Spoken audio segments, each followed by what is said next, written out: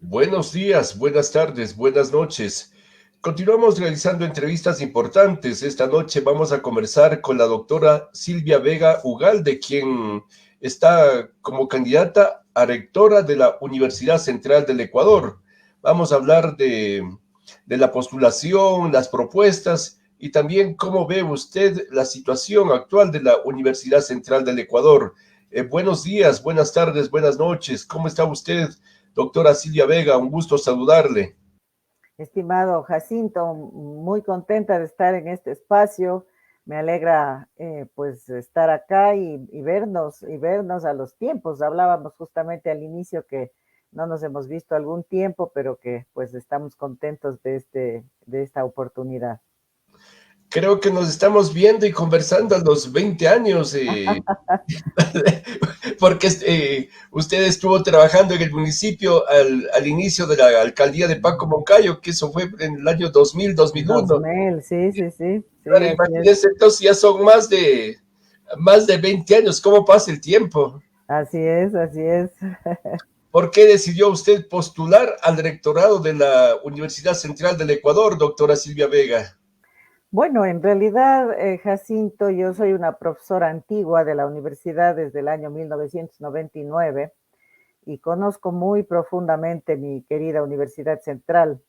En estos últimos 5 o 6 años he estado muy vinculada a los temas de la educación superior por circunstancias de mi trabajo, de mi vida profesional.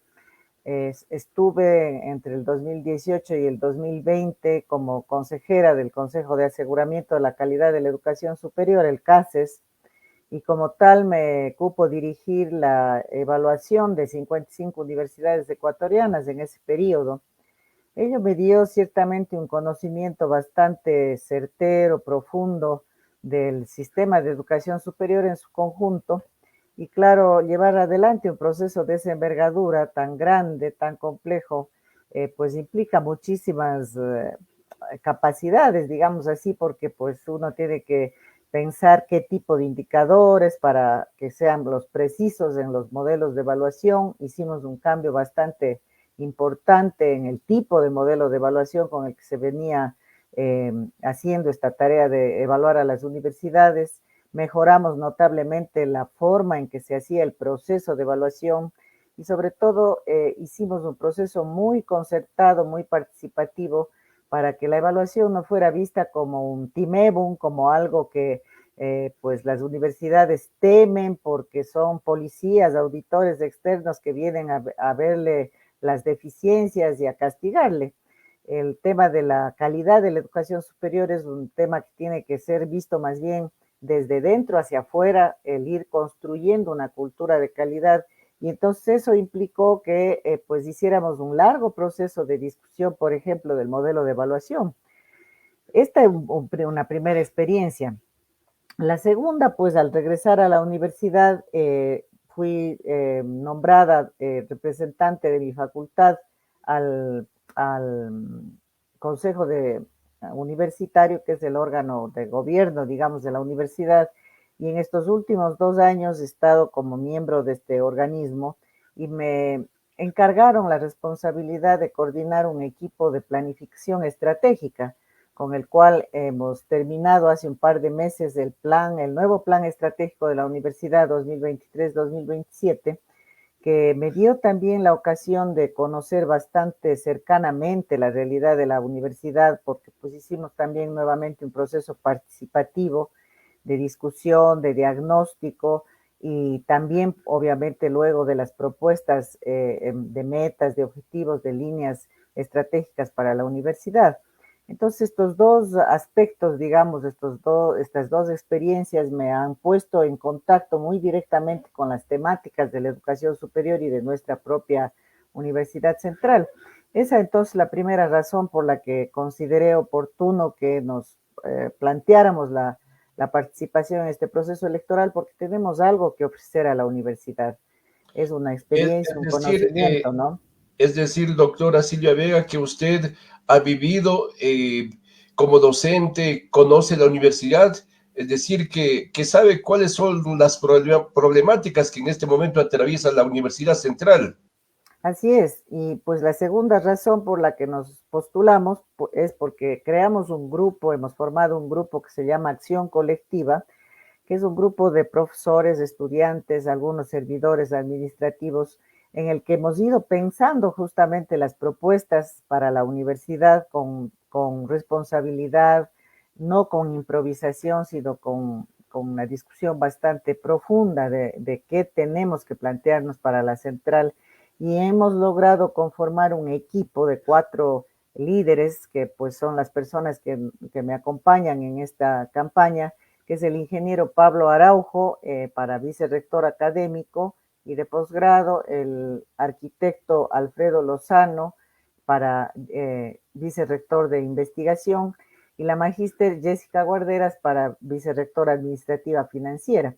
Entonces, estos 4 somos personas que provenimos de distintas disciplinas, nos complementamos bastante bien en nuestras habilidades, capacidades, para poderle ofrecer también a la universidad la posibilidad de contar con un equipo de dirección, no con individualidades sueltas, actuando cada quien por su lado, que un poco ha sido la situación que hemos vivido en los últimos años en la universidad. Doctora, ¿usted quiere impulsar entonces un trabajo en equipo con este colectivo del que usted también es parte? Sí, y no solo, pues bueno, los 4 serían las cabezas, ¿no? Pero tenemos pensado justamente armar, porque la universidad con lo grande y compleja que es, requiere un gran equipo. Yo estoy pensando por lo menos unas 150, 200 personas que estén en las distintas facultades, carreras, posgrados, en las direcciones administrativas, que sean personas que estén orientadas y pensando en una misma dirección, con un proyecto de universidad, no actuando, digamos, de manera reactiva, resolviendo problemas que van surgiendo, sino teniendo justamente una planificación estratégica que le plantea a la Universidad Central hacia dónde quiere ir, hacia qué metas queremos pues avanzar. Y entonces esa es una gran diferencia, digamos, con lo que tenemos actualmente, donde justamente el tema de la planificación es absolutamente pues superfluo, ¿no? No se hace formalmente planes, etcétera. Todo el mundo hace matrices de planificación, pero en la práctica eso orienta muy poco la gestión real. Entonces pensamos que justamente este gran equipo, que es el que tiene que aunar esfuerzos y que tiene que tener y ser escogido no tanto por amistades, por lealtades de grupo, que es también lo que ha primado mucho en las prácticas en general de nuestra cultura institucional, sino personas que tengan el perfil profesional adecuado, que tengan los méritos suficientes para poder ser realmente un aporte, ¿no? En cada una de las instancias que le corresponda actuar. ¿Cuáles son sus propuestas como candidata al rectorado, doctora? Bueno, la propuesta nuestra, nuestro plan de trabajo, que dicho sea de paso, pueden investigarlo, conocerlo en nuestra página web, que es www.accioncolectiva.info. Allí pues desarrollamos estas 4 ideas principales que son nuestros 4 ejes de trabajo, que son el primero, la transparencia y la participación, el segundo, la eficiencia, el tercero, la academia con identidad y pertinencia, y el cuarto, la empatía, con el cuidado de la vida en todas sus manifestaciones. Entonces, cada uno de estos engloba una serie de medidas y propuestas concretas, viables, pero tienen una profundidad, una hondura muy grande, ¿no? Porque, pues, por ejemplo, el primero, la transparencia y la participación, nosotros pensamos, y por eso es el nombre de nuestro movimiento, Acción Colectiva, que si no se involucra la comunidad universitaria, no puede haber cambio alguno. Y sin embargo, en nuestra universidad actual, la información fluye muy poco.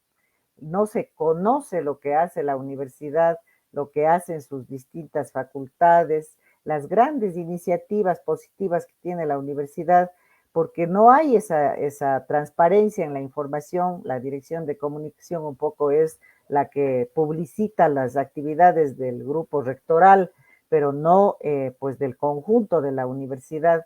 Entonces pensamos que la transparencia es muy importante para lograr esta comunidad viva, esta comunidad deliberante, esta comunidad participativa.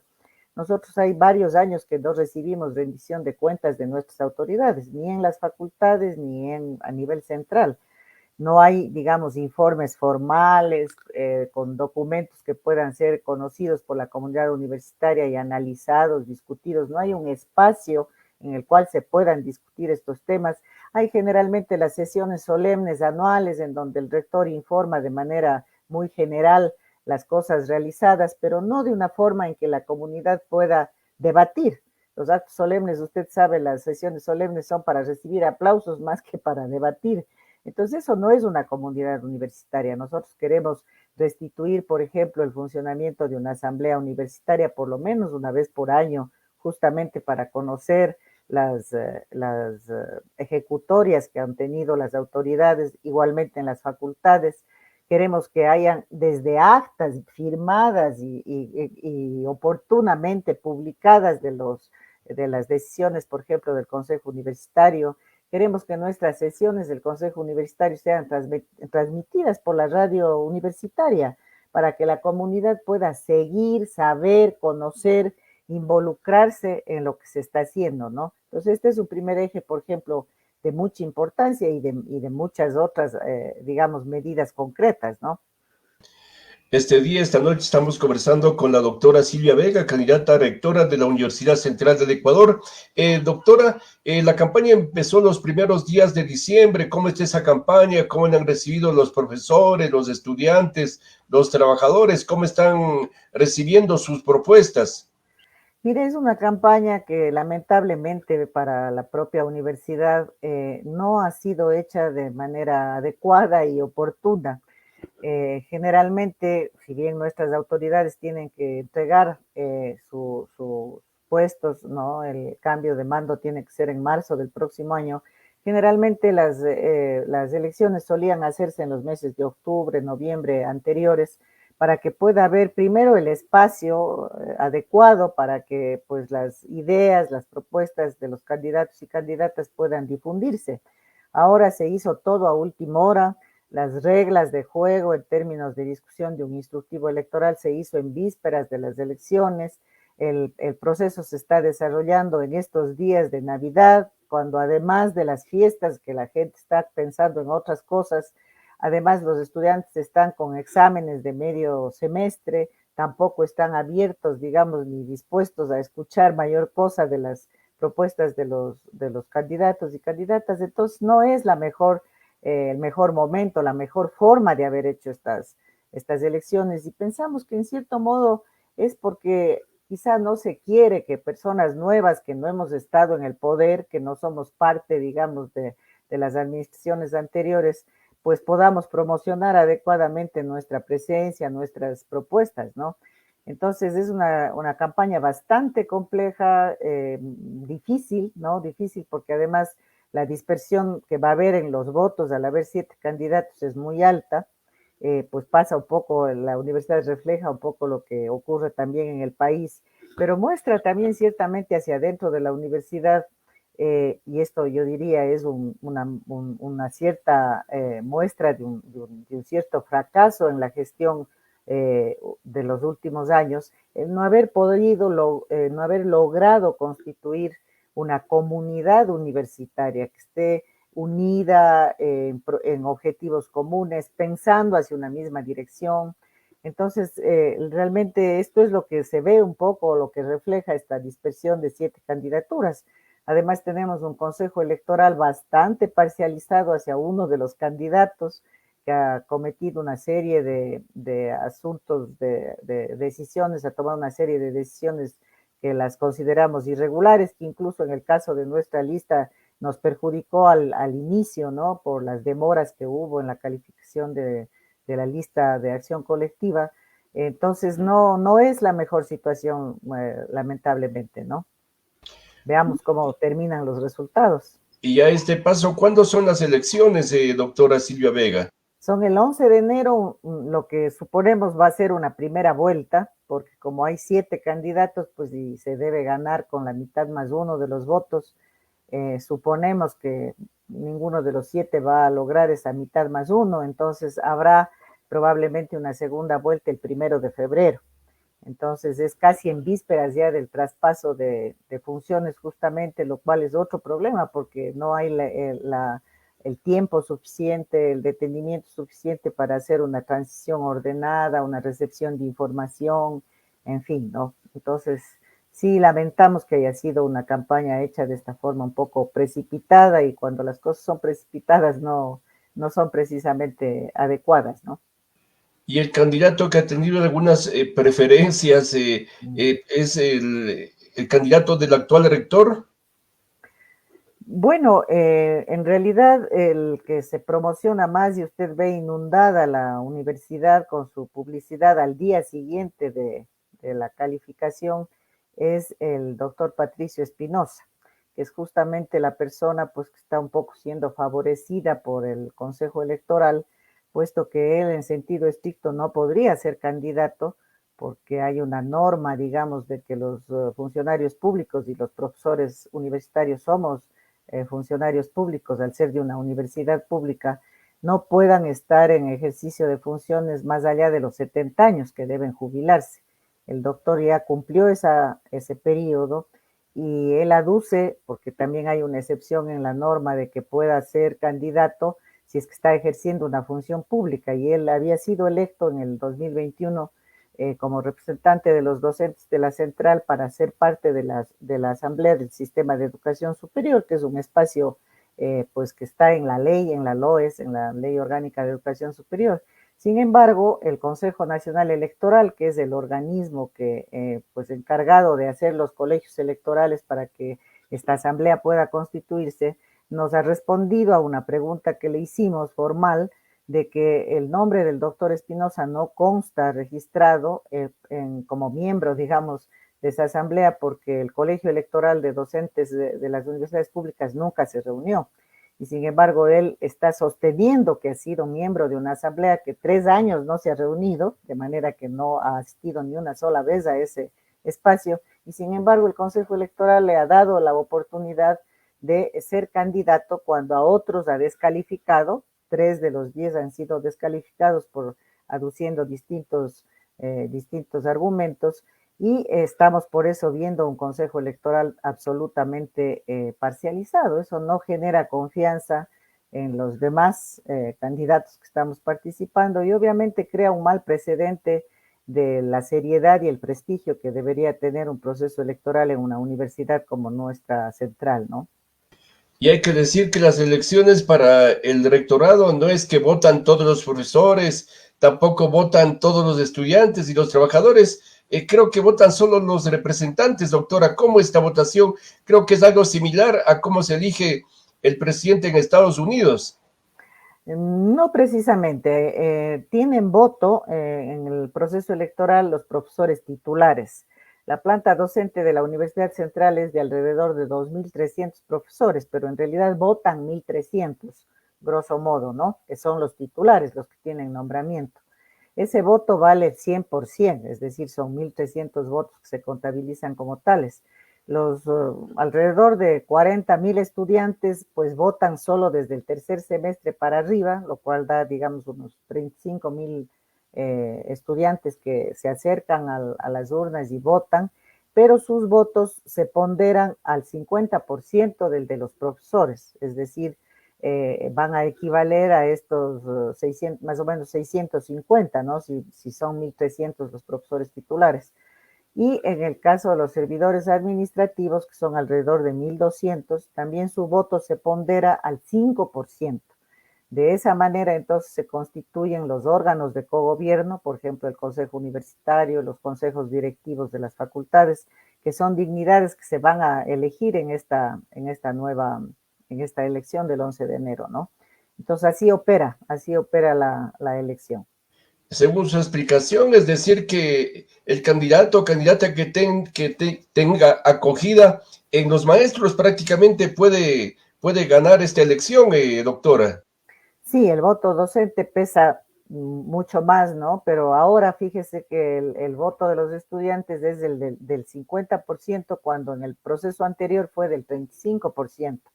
Esta novedad, digamos, de haber recuperado, porque antes del 2010 había este mismo porcentaje, El haberlo recuperado ahora se dio justamente porque los estudiantes organizados habían hecho una demanda de inconstitucionalidad a la ley de educación superior que se hizo en el 2010 y que redujo el porcentaje de gobierno de los estudiantes. Entonces, durante toda esta década han tenido un techo del 35%, pero ahora se recupera el 50%, que es lo que tenían en el periodo anterior al 2010. Estamos conversando en vivo con la doctora Silvia Vega, candidata a rectora de la Universidad Central del Ecuador. Muchas gracias a las personas que están viendo la entrevista, que también están viendo mensajes. Compartan la entrevista para que más personas, más profesores, más estudiantes conozcan que la doctora Silvia Vega es candidata a rectora de la universidad. Tengo un mensaje de Fernando García que dice: saludos a la doctora Silvia Vega. Usted podría ser la primera mujer que gobierne la Universidad Central del Ecuador. ¿Qué significado, importancia e impacto podría tener ese hecho, tomando en cuenta que ha imperado un predominio machista en el rectorado? Bueno, es cierto esa afirmación que hace el comentario, porque en los más de 400 años de historia de la Universidad Central no ha habido ninguna rectora mujer. Y pues esto, ¿a qué se debe, digamos, el que ahora hayan 3 postulantes mujeres? Creo que expresa en cierto modo la composición actual de la Universidad Central. Tenemos alrededor de un 60% de estudiantes mujeres y cerca de un 40% de docentes mujeres. Entonces creo que pues la presencia nuestra en esta contienda electoral refleja un poco esta nueva composición de la universidad, que es en general para toda la universidad ecuatoriana, porque pues las mujeres estamos estudiando más, estamos participando como docentes, y esto es muy significativo porque es importante que justamente todas las capacidades, independientemente del género de las personas, puedan ser ganadas para la universidad, porque ciertamente es importante que las mujeres estemos por primera vez postulando para esta dignidad, pero también hay que ver las capacidades y lo que está llevando cada una de las candidaturas a proponerle a la universidad, ¿no? Es muy importante la cuestión de género, porque pues a nivel mundial y de nuestro país, yo misma he sido una luchadora, sigo siendo, eso está un poco en mi sangre, digamos así, una defensora de los derechos de las mujeres. Esto me da una gran sensibilidad para las temáticas justamente que tienen que ver con aspectos de género en la vida universitaria, pero al mismo tiempo soy una académica y entonces para la universidad lo que se requiere es una persona con las capacidades y la experiencia académica, ¿no? No es cualquier persona la que podría, digamos, estar en la primera dignidad de la universidad. Tenemos más mensajes para usted. Un mensaje de Amar Anta que dice: buenas noches, ¿cuál sería el rol de la rectora de la Universidad Central del Ecuador? Es decir, ¿qué tipo de trabajo debería realizar para liderar de modo óptimo la UCE? Bueno, en realidad nuestro tercer eje, le hablaba yo de la cuestión de la academia con identidad y pertinencia. Un rol central de la rectora va a ser el de poder articular el equipo de trabajo y especialmente de los 2 vicerrectorados, el académico y de posgrado y el de investigación, doctorados de innovación, que por ahora marchan bastante separados cuando atañen a 2 de las funciones sustantivas de la universidad, que es la docencia y la investigación. Si nosotros queremos tener una mejor calidad de educación, pues tenemos que lograr que estas funciones sustantivas, incluyendo también la vinculación con la sociedad, estén debidamente articuladas y funcionando sinérgicamente para producir efectos positivos tanto en docencia como en investigación. Entonces, la propuesta de nuestro plan es justamente que estos 2 vicerrectorados se articulen en torno a las áreas del conocimiento, que son las disciplinas parecidas, similares, de las 21 facultades que tenemos. Actualmente tenemos 5 áreas del conocimiento, es decir, están agrupadas como en 5 grandes áreas disciplinares: las ciencias de la vida, las ciencias de la salud humana, las ciencias sociales, las ciencias, digamos, duras que llamamos, pues, ¿no? La matemática, la física, etcétera. Entonces, la idea es que la articulación de estos vicerrectorados sea justamente dada por las áreas de conocimiento. Entonces, ¿qué es lo que se va a lograr, por ejemplo, en la docencia con esta articulación?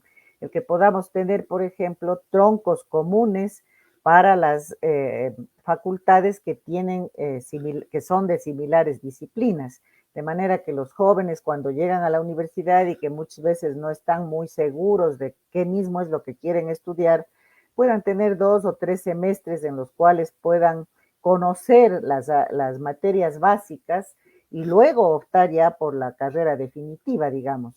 Y entonces, por otra parte, pues en estos 3 primeros semestres, también los profesores pueden ser de cualquier facultad, es decir, de cualquier carrera, es decir, un estudiante puede matricularse para seguir matemáticas 1 con el profesor A, B, C o Z, porque pues es la misma materia. Entonces esto optimiza muchísimo tanto el tema práctico de aulas, de equipos, de horas, de diversidad de horarios, en fin, cómo da esta posibilidad de ir conociendo paulatinamente el área disciplinaria en la que el estudiante quiere estar. Por otro lado, las áreas de conocimiento en la parte investigativa apuntan a que puedan haber líneas duraderas, sostenidas de investigación interdisciplinaria que estén sobre todo centradas o sostenidas por los institutos. Actualmente la universidad tiene 10 institutos de investigación, pero uno y otro no se hablan o no están trabajando articuladamente, cuando en realidad esos institutos deberían ser verdaderos tanques de pensamiento, digamos, de los profesores bien formados. Ahora tenemos una planta docente bastante bien formada en la Universidad Central, pues que pueden dedicarse a hacer justamente producción del conocimiento en sus respectivas áreas de manera transdisciplinaria. Entonces, esta posibilidad de una articulación de este tipo es lo que pensamos que va a darle opciones a la Universidad Central para renovarse, para innovar, para poder producir, por ejemplo, una nueva oferta de carreras. A veces nos hemos quedado mucho en las carreras tradicionales que a lo mejor ya no tienen ni siquiera los espacios de trabajo para los profesionales que se gradúan. Entonces, pensamos que nos puede volver mucho más pertinentes para la sociedad y para los desafíos que tiene el presente. Entonces, la rectora en este caso lo que tiene es que liderar esos equipos sinérgicos que actúen articuladamente, potenciando justamente los logros. Entonces, no es la rectora que está agobiada de papeles. Nosotros ahora entramos al rectorado y le vemos a un escritorio grande que hay allí en ese rectorado repleto de papeles, por lo menos de 1/2 metro de papeles, porque el rector, de acuerdo a nuestro estatuto, realmente es una persona que tiene demasiada concentradas las decisiones. Nosotros planteamos, por ejemplo, un rectorado muy desconcentrado, es decir, desconcentrar todo lo que se pueda desconcentrar, delegar mucho de las actividades que hoy agobian, digamos, la gestión del rectorado. Uno tiene que hacer 4 o 5 horas de antesala en el rectorado para pedir que le firmen un papel, demorar 3, 4 meses para que le den un permiso para ir a un seminario internacional, a una estancia académica. Es decir, es una gestión absolutamente pesada, burocrática, concentradora, y pues la idea que nosotros tenemos y la propuesta que hacemos es justamente un rectorado muy flexible, muy ágil, muy delegativo, que pueda más bien salir desde el rectorado hacia las comunidades, hacia las facultades, hacia a conversar, a escuchar a la gente, a estar permanentemente en contacto, y que pueda en ese sentido descansar, delegar en buenos equipos de trabajo. En la universidad hay gente muy valiosa en todas las áreas disciplinares, y entonces el rector, la rectora no puede ser un todólogo, ¿no? Tiene que justamente delegar, hacer que esa voz orientadora de la universidad en la sociedad se recupere, justamente dándole vocería, dando protagonismo a esas personas, a esos profesores, a esos estudiantes que estén dedicados a investigar, a producir conocimiento y a llevar ese conocimiento también a las aulas, ¿no? La interrelación entre investigación y docencia es fundamental. Entonces, por allí van más o menos las ideas. No sé si he podido responder la inquietud que se me presentó.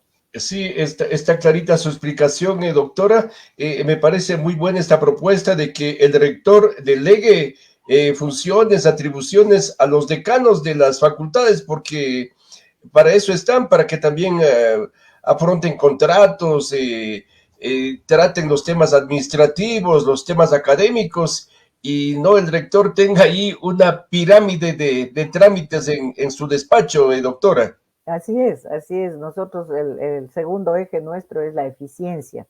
Nosotros tenemos una universidad que está como quedada, que está anclada en el siglo pasado, porque no tenemos, por ejemplo, procesos digitalizados.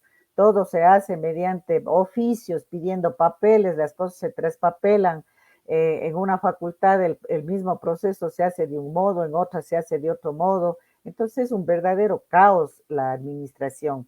Nosotros tenemos justamente en la persona de nuestra vicerectora administrativa financiera, la doctora Jessica Guarderas. Ella tiene una gran experiencia en gestión, fue decana de la Facultad de Biología por 5 años cuando recién Ciencias Biológicas independizó de la Facultad de Filosofía donde estaba, y ella en su decanato pues hizo una serie de iniciativas e incluso reconstruyó la infraestructura en donde funciona actualmente la Facultad de Biología, que está en el campus del Dorado, y que si uno compara, digamos, esa infraestructura reconstruida por ella con fondos de medicina que no habían sido gastados y que ella los pudo ejecutar para remodelar y hacer una infraestructura mucho más cómoda, mucho mejor que la que está en el resto del propio campus del Dorado, ¿no? Ahora ella es la que dirige el posgrado de ciencias médicas, que también tenía una serie de problemas de gestión, pues que no se pagaban a los profesores desde contratos del año 2018, 2019.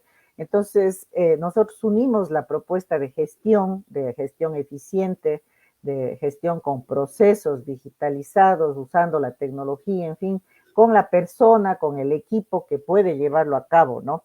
Entonces, aspiramos que justamente esta gestión, que es tan importante porque es casi el dínamo de las demás funciones sustantivas, es decir, la docencia, la investigación, la vinculación son los procesos principales que agregan valor, pero muchas veces se ven entorpecidos porque no fluye la administración, no fluye la parte de gestión.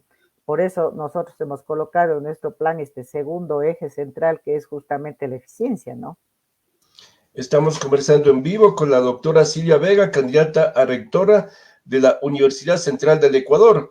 Doctora, en campaña, el actual alcalde Pavel Muñoz ofreció crear un instituto, una universidad en el sur de Quito, también algunos candidatos presidenciales.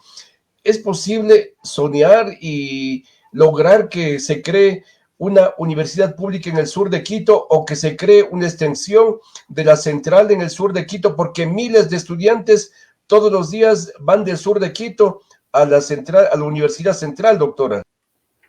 Bueno, ya hubo una experiencia en la época del doctor Barrera, cuando él fue alcalde, que había una extensión de la Universidad Central en el sur. Pues eso no fue una muy buena experiencia, habría que analizar, no conozco tan en detalle por qué no se consideró y tuvo que cerrarse, digamos, esa sede que teníamos en el sur. Habría que discutir las nuevas condiciones en las que podría darse esa posibilidad actualmente. Sin embargo, yo creo que en la etapa actual, una cuestión que también es muy importante de pensar es los cambios y la diversificación de modalidades de estudio. La Universidad Central ha sido siempre una universidad presencial. En la pandemia nos tocó aprender a movernos en la virtualidad. Lo hicimos de la mejor manera que pudimos, pero con muchísimas deficiencias que ahora están pasando un poco factura, digamos, notamos las vacíos, las deficiencias del conocimiento, pero tendríamos que retomar la posibilidad de que buena parte de nuestras carreras que son presenciales tengan una combinación, ahora se llama la modalidad híbrida, es decir, posibilidades de que los estudiantes tomen ciertas materias en modalidad virtual, en modalidad semipresencial, y otras materias que necesitan práctica, que necesitan laboratorios, etcétera, en forma presencial. Entonces eso, por ejemplo, reduciría un poco la dificultad de movilización desde el sur al norte, aunque ahora, bueno, con el metro en realidad estamos muy bien servidos, ¿no? Estamos felices por eso, hay una parada del metro en la puerta de la Universidad Central y la gente está feliz porque pues antes hacía 3/4 de hora, en fin, para llegar a la casona, pero pues ahora se hace mucho más rápido en pocos minutos, ¿no? 8 minutos, 10 minutos. Entonces, ahora hay otras condiciones y habría que ver cómo lo está planteando el alcalde. Nosotros tenemos que abrir un diálogo con las autoridades en general, no solo para los temas que usted menciona, sino, por ejemplo, para cuestiones de seguridad, para cuestiones de convenios para mejorar, por ejemplo, todo lo patrimonial que hay en nuestra universidad y que el Instituto de Patrimonio, el propio municipio, etcétera, tendría que apoyar, digamos, a nuestra universidad, que es una universidad emblemática en la ciudad, incluso para que sea, fíjese usted, un destino turístico. En otros países como México, por ejemplo, la UNAM está abierta, sus puertas están abiertas para que al menos los fines de semana las personas que quieran visitar y conocer la universidad lo puedan hacer.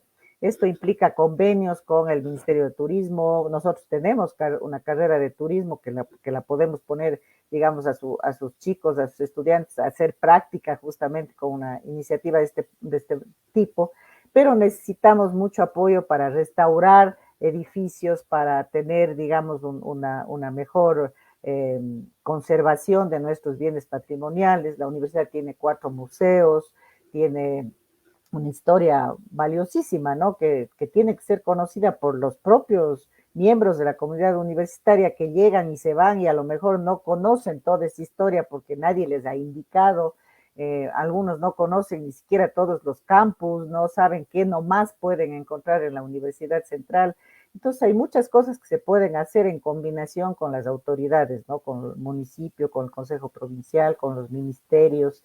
Entonces, la universidad tiene que dinamizarse en ese sentido también hacia afuera, ¿no? Tiene que tener un liderazgo, una iniciativa mucho más dinámica para que justamente pues todas estos sueños, que en realidad son pues ideas que tenemos para potenciar todo lo que vale la Universidad Central, pero que se vayan convirtiendo en realidad, porque en realidad no son tan difíciles de hacer, ¿no? Lo que se necesita es mucha, por un lado, visión estratégica, visión proyectiva, pero también decisión, ¿no? Y creo que eso ha faltado, ¿no? A veces estas administraciones muy largas, pues se vuelven con una inercia de funcionamiento que no es conveniente para las instituciones, ¿no?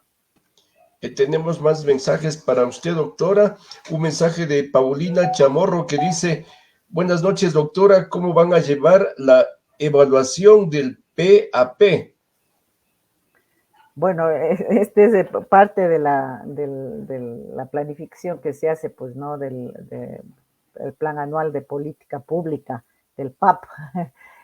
Pues este es un dolor de cabeza para muchas personas, sobre todo para el personal administrativo, porque, por ejemplo, en el último periodo se ha estado evaluando y a veces castigando, digamos así, al personal administrativo por no cumplimiento de determinadas cuestiones que no dependen precisamente del personal administrativo, sino de las autoridades y del personal, digamos, más bien académico, docente, ¿no? Entonces, el punto central para nosotros es que la planificación sea una herramienta útil y central en el conjunto de la administración y que realmente oriente hacia dónde tiene que ir el presupuesto, hacia qué metas tenemos que todos aunar esfuerzos y que las facultades estén insertadas en el plan global de la universidad, contribuyendo de sus distintos espacios al cumplimiento de esa planificación y que no sea una cuestión meramente formal, como puede ser ahora, ¿no? Que es llenar papeles, llenar matrices, eh, sino que todo esto sea hecho de manera más operativa digitalmente, pero a la vez, digamos, con una mayor seriedad y conciencia de lo que estamos haciendo, que no veamos la planificación como una carga, sino que la veamos como un instrumento, como una herramienta para mejorar la gestión y para darnos las metas y los objetivos hacia dónde caminar. Cuando una institución tiene claridad en sus objetivos, claridad en sus metas, el propio trabajo de la gente se vuelve más interesante porque sé que no estoy haciendo algo rutinario, sino que estoy aportando para cumplir una meta. Entonces ahora los temas de planificación, en fin, se hacen de una forma tediosa, porque la gente piensa que es una cuestión de llenar papeles, de llenar matrices, no es eso. O sea, en realidad, pues estamos tomándole el rábano por las hojas, ¿no? Entonces, para nosotros, y eso sí es una cuestión que está dentro de la competencia directa del rectorado, ahora tenemos una dirección de planificación, de planeamiento universitario, que es una oficinita minúscula con 2 personas que están justamente encargadas de estos PAP y toda la cosa, pero que no tiene realmente una relevancia central en la vida universitaria. Entonces, nosotros sí queremos darle un giro porque al tener una idea proyectiva de largo plazo de la universidad, pues la planificación es una herramienta central, ¿no? Más preguntas para usted, doctora. Milena Almeida pregunta, buenas noches, doctora Silvia Vega, ¿cómo se va a mejorar las condiciones de seguridad para los estudiantes al interior, pero sobre todo al exterior del campus universitario? Bueno, esta es una demanda que los estudiantes especialmente, pero también el conjunto de la comunidad universitaria nos presenta en cada momento, ¿no? Nosotros hicimos una consulta previa a la escritura de nuestro plan que se llamaba, digamos que le hicimos con la pregunta, ¿qué universidad nos merecemos? Y mucha gente que contestó esa pregunta, pues hablaba del tema de seguridad. Y ahora que estamos visitando los cursos en la campaña, también mucha gente nos pregunta, ¿qué va a hacer usted por los temas de seguridad?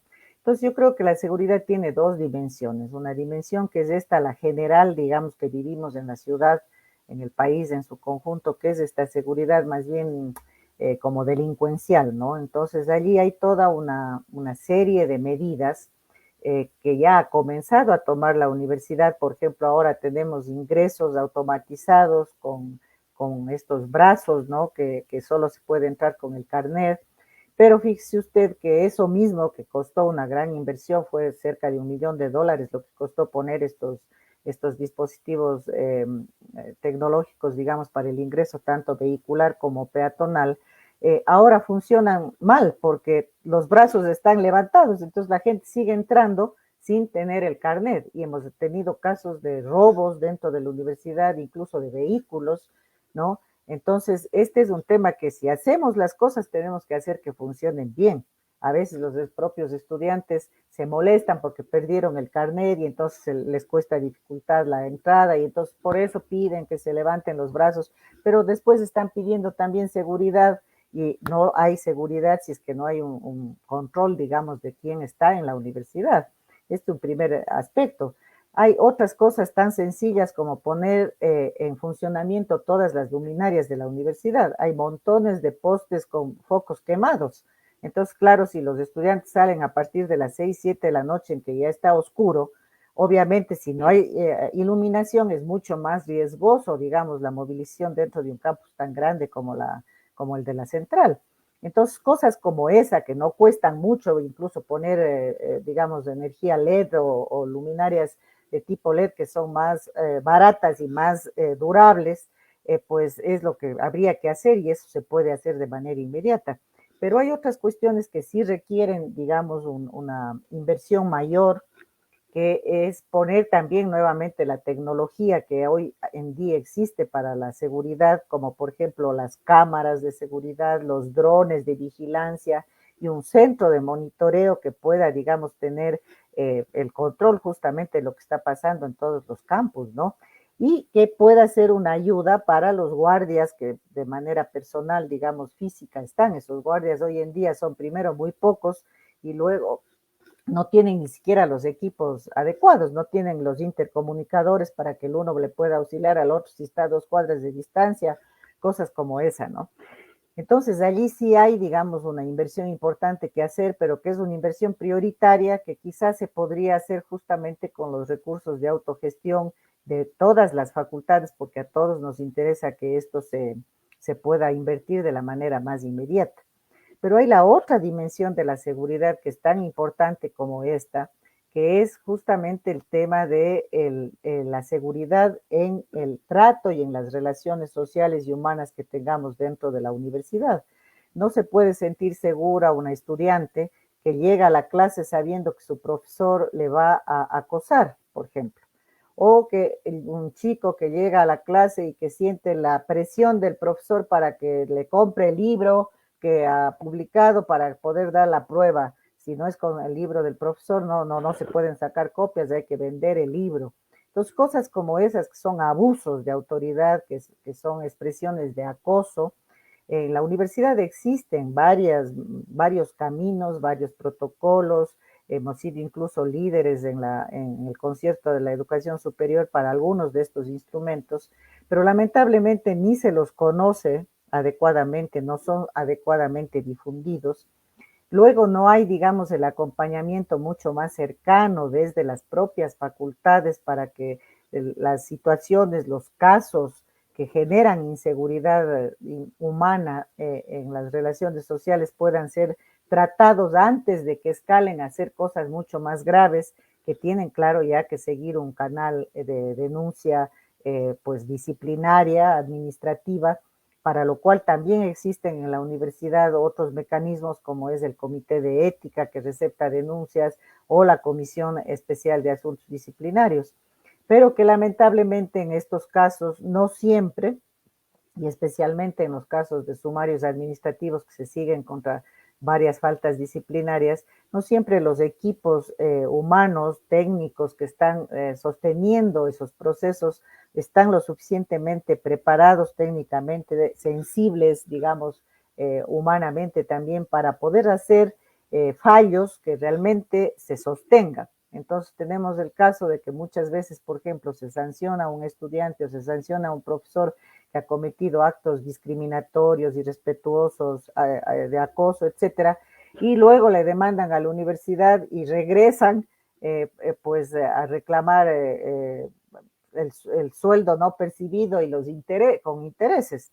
Entonces eso es porque generalmente nuestros fallos, nuestros procesos no siempre están sustentados técnicamente.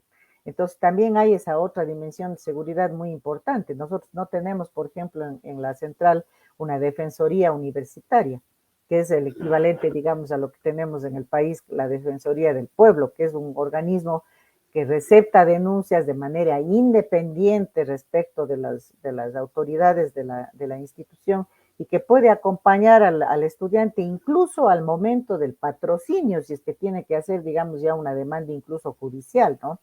Entonces, esas falencias, a pesar de tener pasos dados, avanzados en nuestra facultad, en nuestra universidad para lograr, digamos, unos ambientes más seguros, unos ambientes más gratos, unos ambientes más alegres, para que la experiencia universitaria sea una experiencia gratificante como debe ser, pues tenemos dados pasos, digo, pero todavía falta muchísimo que hacer.